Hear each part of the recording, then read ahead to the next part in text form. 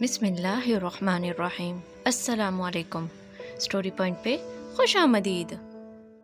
ہمارے گاؤں میں رواج تھا کہ بھائی بہنوں سے وراثت کا حق ہے لکھوا لیتے تھے۔ اس طرح بہن کا رشتہ عمر بھر خوشگوار انداز میں قائم رہتا۔ سسرال میں بڑے حالات درپیش ہوتے تو یہ بھائی بہن کی سرپرستی کرتے اور دکھ سکھ بیوگی یا طلاق کی صورت میں بھی ان کو تنہا نہ چھوڑتے۔ لیکن جو بہن اپنا حق وراثت نہ چھوڑتی، بھائی اس سے ناتا ختم کر دیتے۔ وہ زندگی کے کسی موڑ پر اگر دکھی ہوتی تو بھی اس کو نہ پوچھتے تھے۔ میرا تعلق زمیندار گھرانے سے تھا۔ اپنے والدین کی اکلوتی بیٹی تھی۔ میرا بھائی اکلوتا تھا۔ والد صاحب اپنے پیچھے کافی زمین اور جائیداد چھوڑ گئے تھے۔ ان کی وفات کے 1 ماہ بعد بھائی میرے پاس آئے اور کہا، تمہارا سرپرست اب میں ہوں، اپنا حق وراثت چھوڑ دو تاکہ عمر بھر میں تمہارے دکھ کا ضامن رہوں۔ میں نے جواب دیا کہ میرے شوہر کو آ جانے دے، اس سے بات کر لوں پھر لکھ دوں گی، ورنہ وہ کہیں گے کہ مجھ سے ذکر کیوں نہیں کیا۔ بھائی کو میرا یہ عذر ناگوار گزرا۔ کہنے لگے، سوچ بھی نہ سکتا تھا کہ تم ایسا جواب دو گی، مجھے تم سے یہ امید نہ تھی۔ وہ ناراض ہو کر چلے گئے۔ جب اقبال گھر آئے تو ان کو بتایا۔ وہ بولے، تم بیوقوف ہو جو اپنا حق بھائی کو دو گی، کس خوشی میں، جب کہ یہ تمہارا وراثتی حق ہے، تم کو اس سے کیوں محروم کیا جا رہا ہے؟ شرعاً تم اس کی حقدار ہے۔ ہرگز بھائی کو اپنا حق وراثت میں مت دینا، یہی زمین اور جائیداد ہے جو عورت کو برے وقت کی ٹھوکروں سے بچاتی ہے۔ میں زیادہ امیر آدمی نہیں، کل کو تم کو یا تمہارے بچوں کو میرے بعد ضرورت پڑ جائے تو کس کے آگے ہاتھ پھیلاؤ گے؟ خدا نہ کرے، کیسی باتیں کر رہے ہیں؟ میں نے کہا، اللہ کی بندی، زندگی ایک بے اعتبار شے ہے، اس کا بھروسہ نہیں ہے۔ تم ابھی کم عمر ہو اور میں عمر رسیدہ، دیکھو خاصا فرق ہے ہماری عمروں میں۔ یوں اقبال دیر تک مجھے سمجھاتے رہے۔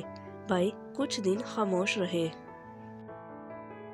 پھر بھابھی آئے اور سمجھانے لگے کہ خود پر کیوں میکے کا کاروبار بند کرتی ہو؟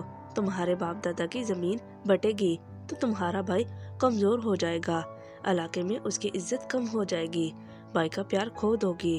ذرا اس بارے میں سوچو، زمین ہی سب کچھ نہیں ہوتی۔ دکھ سکھ میں کام آنے والے رشتے عورت کے لیے زیادہ مقدم ہوتے ہیں۔ بھابھی کی باتوں کو سن کر دل پس جا، لیکن اقبال کے خوف سے خاموشی اختیار کر لی۔ بھابھی سے کہا،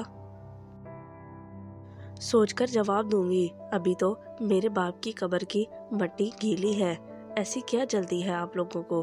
بھابھی منہ لٹکا کر چلی گئی، جاتے ہوئے کہہ گئی کہ تمہاری بیٹی کا رشتہ لوں گی تو خود بخود زمین کے مالک بن جاؤ گی، دوسری صورت میں کوئی اور بہو بنا کر لے آؤں گی تو ہمارے رشتے بھی بکھر جائیں گے۔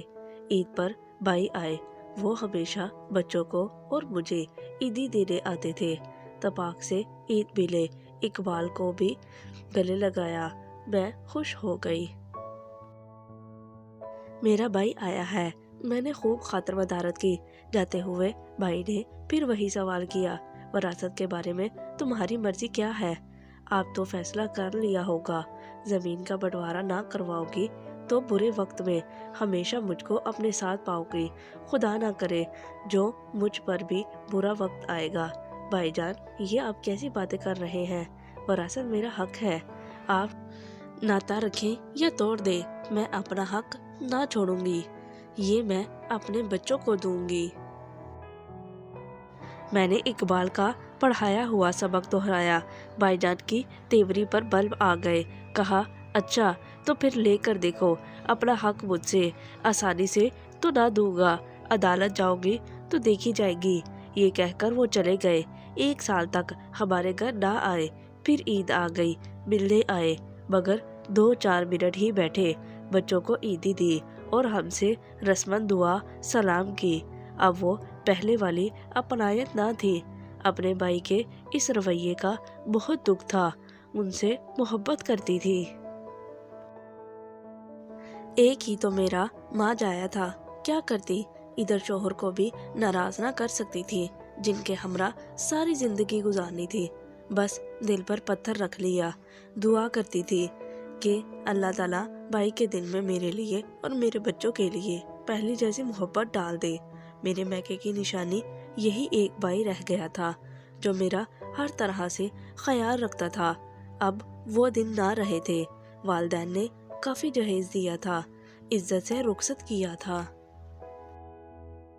لیکن میرے شوہر کو میرے حصے کی زمین کا لالچ تھا، جبکہ بھائی 1 انچ زمین دینے پر تیار نہ تھا۔ لیکن اقبال نے بالآخر میرے حصے کی زمین حاصل کر کے ہی دم لیا۔ ان دنوں میرا بیٹا حسن 4 برس کا تھا، ورنہ نازیہ 2 سال کی تھی۔ اس کے بعد اللہ تعالیٰ نے اور 2 بیٹیوں سے نواز دیا، لیکن دوسرا بیٹا نہ ہوا۔ اقبال احسن سے بہت زیادہ محبت کرتے تھے، وہ اسے ایک پل خود سے جدا نہیں کرتے تھے۔ اکلوتی اولاد نرینہ خدا نے دی تھی۔ کہتے تھے اس کے ماموں سے جو زمین حاصل کی ہے وہ تمام احسن کو دوں گا۔ تب میں یاد دلاتی کہ تمہاری بیٹیاں بھی تو ہے، انصاف کا تقاضا ہے کہ سب ان کا شرعی حق ہے، ملے۔ ایسا سوچنا بھی مت، بیٹا سب کچھ لے جائے اور بیٹیاں محروم رہ جائیں۔ بیٹیاں جہیز کی صورت میں بہت کچھ لے جاتی ہیں اور ان کا حق جو وہ اغیار کی ملکیت میں چلا جاتا ہے، جبکہ بیٹے کی ملکیت اپنے گھر میں رہتی ہے۔ اقبال کی اس بات پر میں یہی جواب دیتی کہ جب میرا بھائی مجھ سے حق وراثت مانگ رہا تھا تب آپ کو کچھ اور باتیں سوچ رہی تھی، اور اب اپنی باری پر آپ کی سوچ بدل گئی ہے۔ آپ کے کہنے پر ناحق میں نے اپنے بھائی کو ناراض کیا۔ میاں بیوی میں محبت ہو تو ایسی باتوں سے کوئی فرق نہیں پڑتا، ایسی باتیں گھروں میں ہوتی رہتی ہیں۔ اصل بات یہ تھی کہ مجھے بھی بھائی سے اپنی اولاد بڑھ کر تھی۔ در حقیقت ہم میاں بیوی میں ذہنی ہم آہنگی اور محبت اس قدر تھی کہ ایک دوسرے کا مان رکھتے تھے۔ میں اقبال کی ہر بات مانتی تھی، تبھی وہ بھی میری بہت قدر کرتے تھے۔ ہمارے گھر کی جنت کو سبھی رشق کی نظروں سے دیکھتے تھے، خاص طور پر رشتہ دار کی خبر نہ تھی کہ انہیں میں بھائی جان کی دشمنی نظر بھی شامل تھی جو ہماری جنت کے ارد گرد گھوم رہی تھی۔ میں سمجھتی تھی کہ بھائی کا دل نرم ہوتا ہے، کچھ دن روٹھے رہیں گے پھر مان جائیں گے، لیکن ایسا نہ ہو سکا۔ بھائی نے میرے انکار کو اپنی بے عزتی خیال کیا اور وہ اس سوچ میں گھومتے رہے کہ کس طرح بدلہ لے۔ ہمارے گاؤں میں ہر سال بیساکھی کا میلہ لگتا تھا۔ بھائی جان اپنے بچوں کے ساتھ میرے بچوں کو بھی لے جاتے تھے۔ اس بات پر ناراضگی کے سبب وہ نہیں آئے تو بچوں کو بہت فلک ہوا۔ میں نے اقبال سے کہا کہ تم بچوں کو گھمانے لے جاؤ۔ وہ کہنے لگے بچیاں میکے جا کر کیا کریں گی؟ رہی حسن کی بات تو جب فرصت ہوئی تو اسے لے جاؤں گا۔ ہمارے گاؤں کے نزدیک ہی 3 روز تک میلہ لگتا تھا۔ 2 دن ان کو فرصت نہ ملی۔ تیسرے روز جبکہ یہ ابھی کھیتوں سے نہ لوٹے تھے، اچانک حسن غائب ہو گیا۔ میں نے نازیہ سے پوچھا تمہارا بھائی کدھر ہے؟ کہنے لگی وہ کہہ رہا تھا کہ میں میلہ دیکھنے جاؤں گا، شاید اکیلا چلا گیا۔ ایسا نہیں ہو سکتا، وہ اکیلا نہیں جا سکتا، ضرور کسی کے ساتھ گیا ہوگا، لیکن کس کے ساتھ؟ یہ ایک عجیب سا سوال تھا۔ صبح سے یہ سوال پریشان کر رہا تھا۔ دوپہر کو اقبال آ گئے، کہنے لگے احسن کدھر ہو؟ میں میلے میں لے جانے کے لیے آیا ہوں، وہ تو گھر میں موجود نہیں ہے۔ میں نے پریشان ہو کر کہا وہ گھر میں موجود نہیں ہے، یہ کیسے ہو سکتا ہے جب کہیں جانا نہیں ہے؟ شاید میلہ دیکھنے چلا گیا ہو۔ اکیلے؟ ہرگز نہیں، وہ اکیلے نہیں جا سکتا، ضرور اسے کوئی لے گیا ہے۔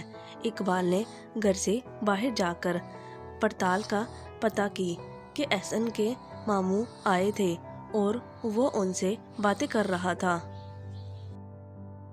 میں سمجھی بھائی آئے ہوں گے اور احسن کو میلے لے گئے ہوں گے، کیونکہ ہر سال وہی لے کر جاتے تھے۔ سوچا ہوگا بڑوں میں ناراضگی ہے، لیکن بچوں سے کیسی خفگی، بچے پھر بچے ہوتے ہیں۔ شام تک ہم نے انتظار کیا، پھر تشویش ہونے لگی۔ اقبال بھائی صاحب کے ڈیرے پر چلے گئے۔ احسن کا دریافت کیا تو انہوں نے جواب دیا کہ میں اس بار میلے پر نہیں گیا، میرے بچوں کو بخار ہے۔ احسن کے بارے میں مجھے کچھ معلوم نہیں۔ آپ ہمارے گھر کی طرف نہیں آئے تھے؟ بالکل نہیں، بھائی جان نے جواب دیا، بیمار رہا ہوں، یہاں سے ہلا تک نہیں، جس سے چاہے پوچھ سکتے ہو۔ احسن میرا بانجا ہے، میں نے لے جانا ہوتا تو آپ لوگوں کو بتا کر لے جاتا۔ اقبال کو اب سخت تشویش ہوئی کہ آخر احسن کہاں چلا گیا ہے۔ 6 برس کا بچہ اکیلے میلے پر نہیں جا سکتا۔ میرا کلیجہ منہ کو آنے لگا۔ بھائی جان بھی پریشان ہو کر آ گئے۔ مسجدوں میں اعلان کروایا، ہر جگہ ڈھونڈا، تھانے میں رپورٹ درج کروائی، لیکن احسن نہ ملا تھا۔ Thank you for watching. ملتے ہیں مزید نئی ویڈیو کے ساتھ۔ خدا حافظ۔